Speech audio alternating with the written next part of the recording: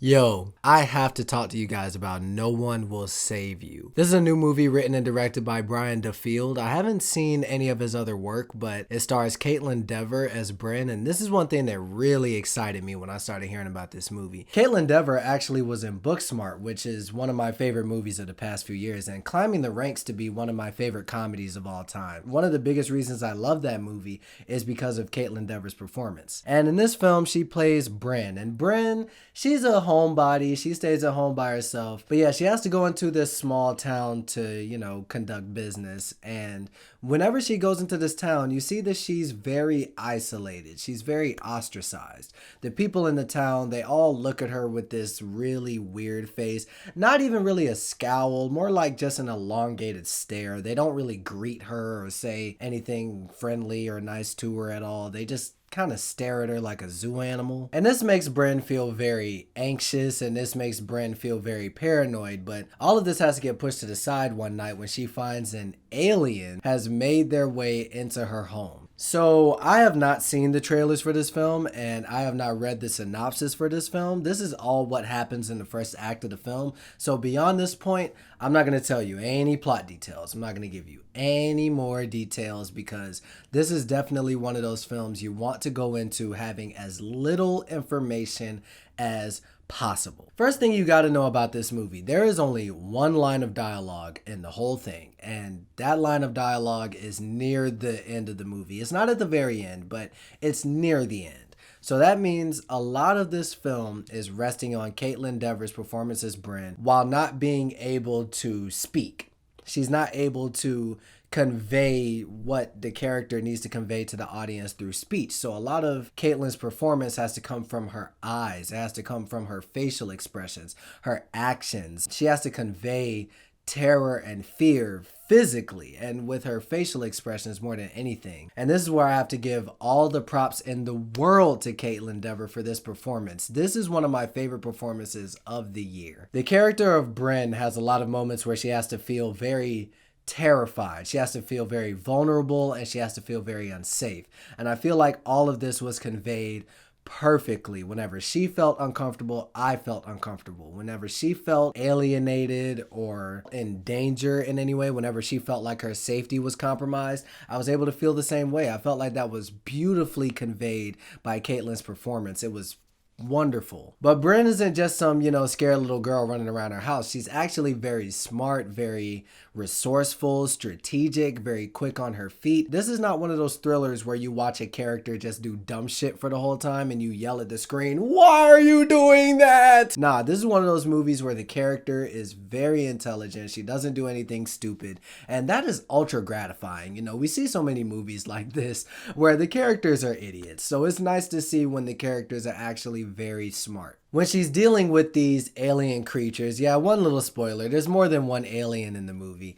And whenever she's dealing with these alien creatures, those scenes are beautifully directed, very thrilling. A couple of the aliens, they kind of resemble that very generic idea of what an alien looks like. As a matter of fact, we don't see these kind of aliens much anymore, and I think it's because we have this unwritten rule where we've all come to realize, okay, we've seen this kind of alien way too many times with the skinny gray body, the big old head, the big black eyes, and the small mouth. We've seen this design a million times. That shit that looks like gray matter from Ben 10. We just don't really use those kind of designs anymore because they're so played out.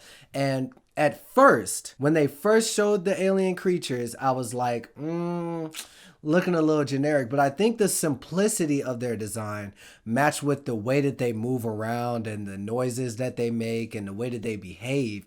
I actually felt like all of this came together to make them appear very, very creepy. There are a lot of images in this film that are very weird, and it definitely sticks in the brain. But these thrilling scenes would not work, again, without Kaitlyn Dever's great performance in this film. When she feels that fear and when she feels like, holy shit, what is going on here? You definitely feel that for her. I think a big reason why this even works at all is due to Brian Duffield's brilliant direction. This movie is wonderfully directed. Yes, it takes immense talent to convey what Kaitlyn has to convey in this film, but it takes a great director that knows exactly what they want to present. It takes a great filmmaker that knows exactly what they want their film to convey to the audience to be able to pull that kind of performance out. And I gotta say, yeah, the direction in this movie is flawless. I can see how this movie is a bit of a hard sell. You know, it's only got one character, and that character barely ever speaks. Like I said, there's only one line of dialogue in the whole film.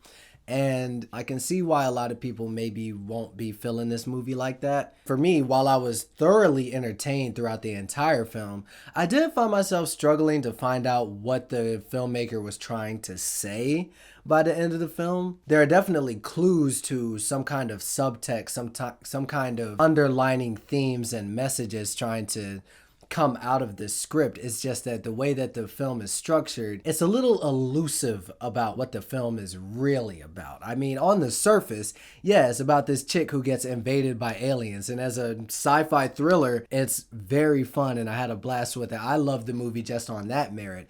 But then it also gives you some food for thought. It also gives you some really thought-provoking themes and messages that I think are going to have people talking about this movie for years to come. And this is where we're going to get into slight spoilers. I just want to talk about what I personally interpreted the movie to be about. Again, not going to spoil anything about any major plot points, but if you truly don't want to know anything about this movie, I'll just give you the cliff notes. This movie is great. I loved it. I know it's becoming one of my catchphrases this year to just say, oh, this is one of my favorite films of the year, but this is one of my favorite films of the year. Kaitlyn Dever's performance is wonderful. Brian Duffield's writing and his direction is great. Yeah, I wasn't thrilled with a lot of the creature designs, but I feel like they were effective for what the movie was trying to do. This was one of the most entertaining films I've seen all year. It thrilled me. It had me on the edge of my seat. It's got me thinking.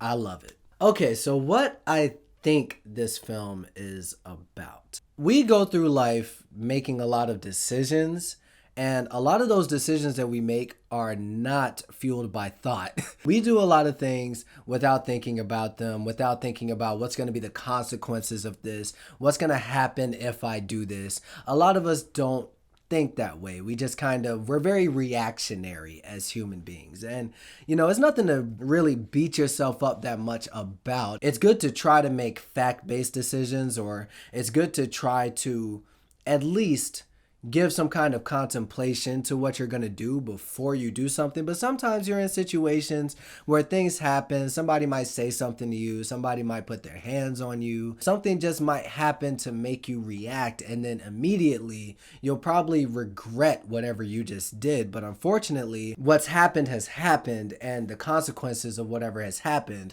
they're on the way, and you just kind of have to deal with it. And I think what this film is trying to make us understand is that, yes, there is something that you have to learn from your mistakes. There is a period of time where you have to reflect on the things that you've done and the decisions you've made. You have to sit and go, if I didn't do this, maybe this bad thing wouldn't have happened. If I didn't react this way, if I reacted a different way, maybe something else would have transpired that would have been more positive, that would have been more productive. These are things that every human being has to deal with. But one thing that a lot of us do that is very unhealthy is we let our bad decisions linger and fester within us, and we continuously beat ourselves up about our decisions, and we don't allow ourselves to move on from it. If we do something to somebody, or if we hurt somebody in a way that we never intended, if it's a family member, or if it's a friend, or even if it's just a work acquaintance that you just happen to get along with, if we do something to harm those people or hurt those people, either physically or emotionally, a lot of us will spend a lot of time trying to gain that person's forgiveness, trying to get that person to see that we're not a bad person. And contrary to popular belief, I don't think this is a selfish thing. I don't think it's a matter of just wanting to make ourselves feel better. I think it's a genuine want for someone to not believe that you are a bad person because of a bad decision that you made. What I think Brian Duffield is trying to communicate is that sometimes you just have to have the strength to forgive yourself. You know what I mean? To ask yourself to let something go. If you realize that you've made a decision that wasn't well informed, or you made a decision that was very reactionary, you have to get to a point where you're not so focused on trying to get everybody else to stop looking at you a certain way. You're not at a point where you're trying to get everybody else to believe that you're a good person and to believe that you made a bad decision on a bad day. It's getting to that point where you can look at yourself in the mirror and say, what I did not mean to do. I am not a bad person because of it, and I have to forgive myself for it. Now, this is just what I think the movie is about. If you've seen the movie and you think it's about something different, please, by all means, leave it in the comment section. I would love to have a conversation about this film. I think it's very thought-provoking, and for me, it worked a lot. I'm going to give No One Will Save You an A. But yeah, if you're interested in this movie, if you're not interested in it, whatever you want to say, let me know in the comments. Hit me with a like, hit me with a subscribe. I'll see you guys in the next video. Take it easy.